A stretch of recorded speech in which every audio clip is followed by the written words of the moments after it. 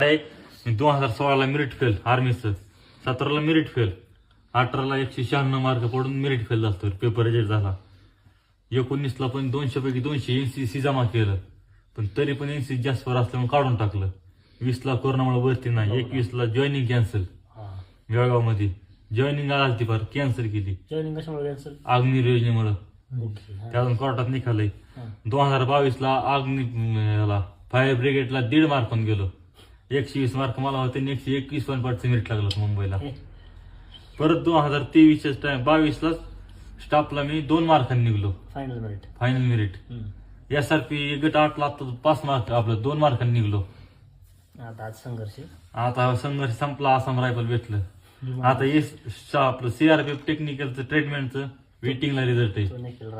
Mumbai police बाकी आहे. म्हणजे आज झालं स्टाफ मध्ये काम, आसाम रायफल. अरे वा, अभिनंदन अभिनंदन.